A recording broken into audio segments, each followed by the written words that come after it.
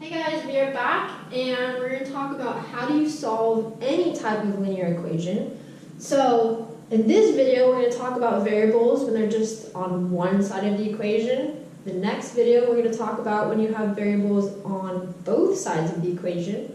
But this series of steps will help on any solving for linear equations. So if you don't have something like this written down yet, go ahead and write it down. Let's go over it. So before you start solving step 0, you're going to simplify, meaning you're going to combine like terms, do parentheses, do the distributive property on each side. So before you start moving things around, undoing anything, you're going to simplify each side.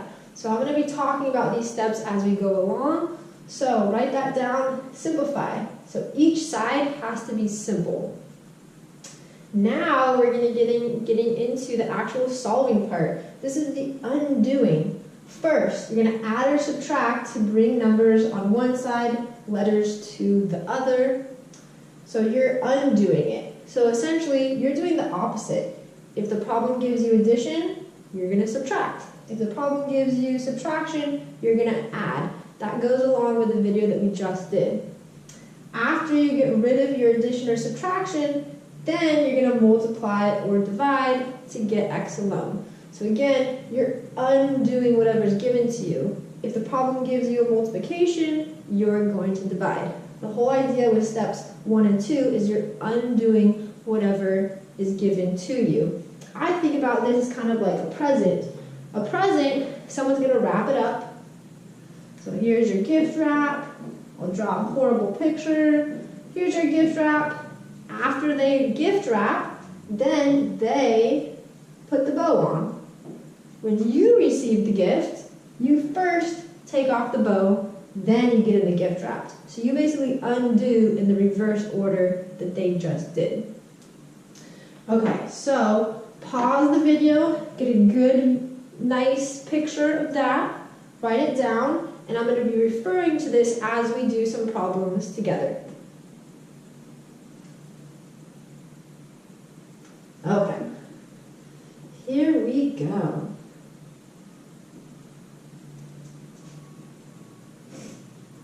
And I'm also going to be using those same colors that I wrote in and that I used in video number 1. So I'm using red anytime I do addition or subtraction, and I'm using blue anytime I show multiplication or division. Okay, so the first problem, 5x minus 10 equals 70. So I always put that line down the middle of my equal sign. Keeps it nice and neat. I know what each side is. I'm also keeping in mind the golden rule of equality whenever I'm solving. So step 0, combine like terms on each side. I can't combine an x with a number, so step 0, there's nothing I can do. Step 1, get rid of addition or subtraction. Undo it. So this is my x, this is my goal. What's standing in the way? This minus 10. The opposite of subtracting 10 is to add 10. So negative 10 plus 10, that makes 0. That's my goal. That's what I want to happen. Bring down my 5x, bring down my equal sign. Whatever I do to one side, I have to do to the other side. 70 plus 10, that gives me 80. Okay, so now this is basically your home stretch. When you get to a place like this, this should make you feel real good. Like, I'm almost done. This says 5 times something gives me 80. So the opposite of multiply is I'm going to divide. So 5 divided by 5, that's going to give me x. 80 divided by 5. So if you're not sure and you get something like this, rather than mumble jumble your problem up, just bring it over the side. So 80 divided by 5.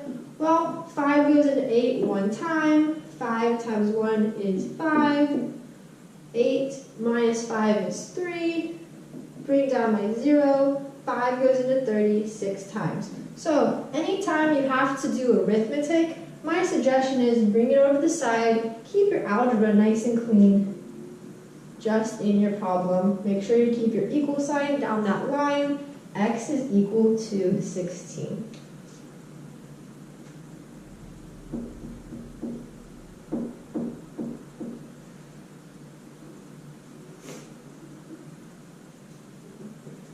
Alright, so the next problem we have 109 minus y equals 155. Alright, put that line down the middle.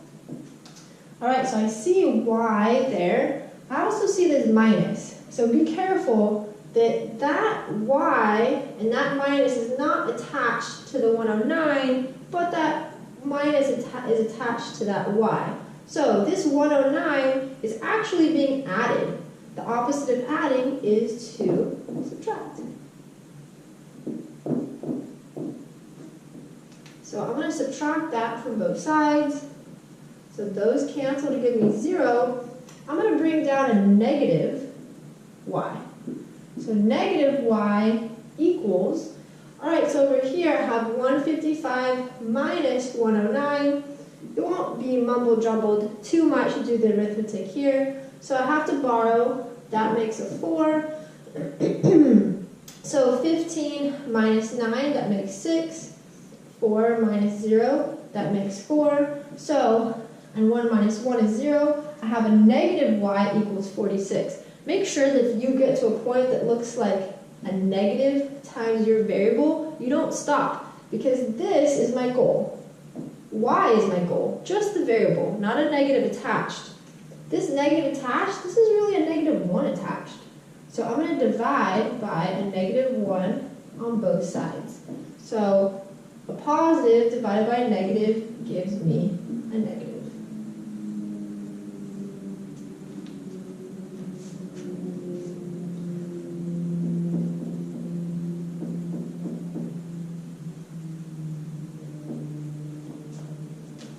Alright, so next problem, 3w plus 63 plus 2w equals to 8. My nice line down the middle. So step 0, see if I can combine anything.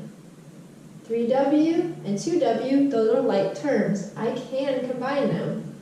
3 plus 2 makes 5w.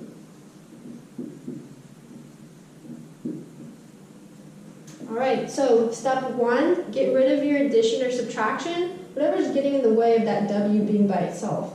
Because the problem is adding 63, the opposite is to subtract 63.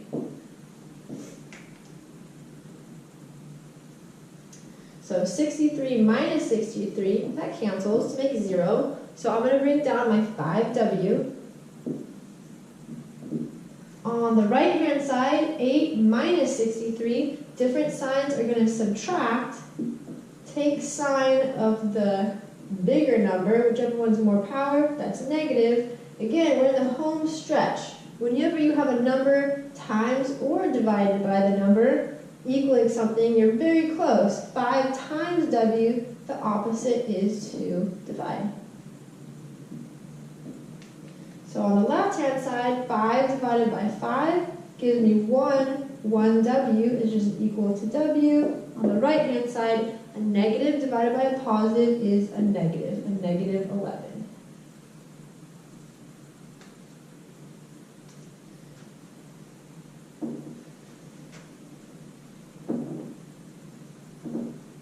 The whiteboard is getting all dirty.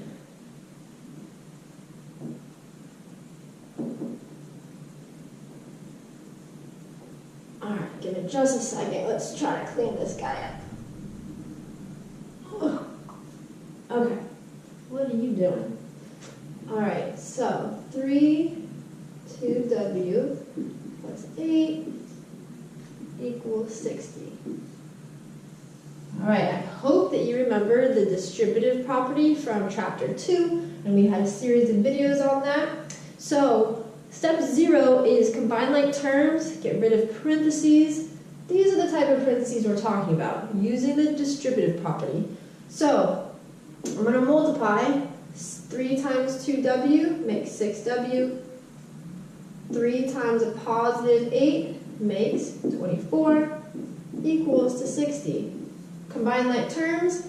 There's nothing I can combine on that side, so I'm going to subtract 24 from both sides. That's what's standing in the way, and that's opposite of adding 24.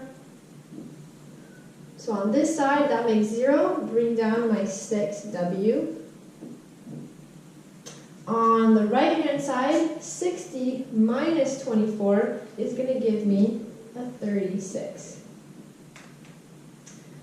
So I'm on my home stretch right here. 6 times w gives me 36.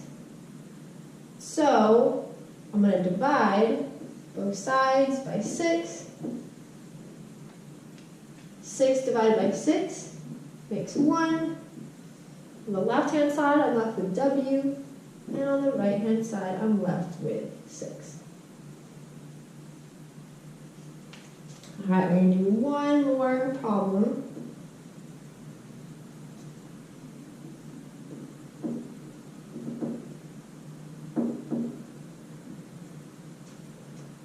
So 51 equals 3.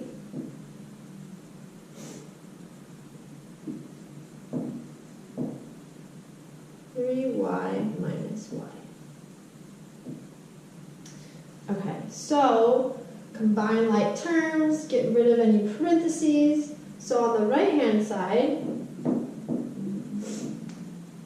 we can combine like terms. So I can combine 2y with y, or 3y with y, and get 2y. So 51 equals 3 times 2y, that's 6y. And I have a feeling that maybe this wasn't supposed to be a y, because we're getting a fraction. Let's change this. Sorry about that. Let's make this a 4. Because that's not going to help our problem at all. Let's make this a 4. We want to use the distributive property. Okay, so 51 equals, all right, this will be a better problem. So 3 times 3y is 9y. 3 times negative 4 is negative 12. And we'll hope that we don't get a fraction at the end, because I just made this problem up. Okay, so the opposite of subtracting 12 is, we're going to add 12.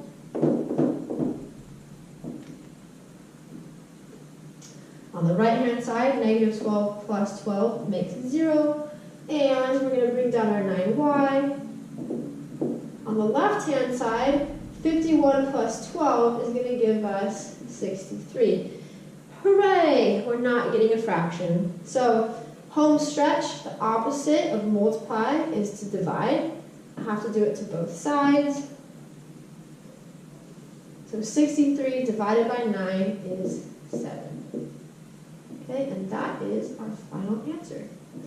All right, so to recap, when you're solving linear equations, the first step, get rid of any parentheses using the distributive property. Combine any like terms if you can. So you're going to do that before you solve.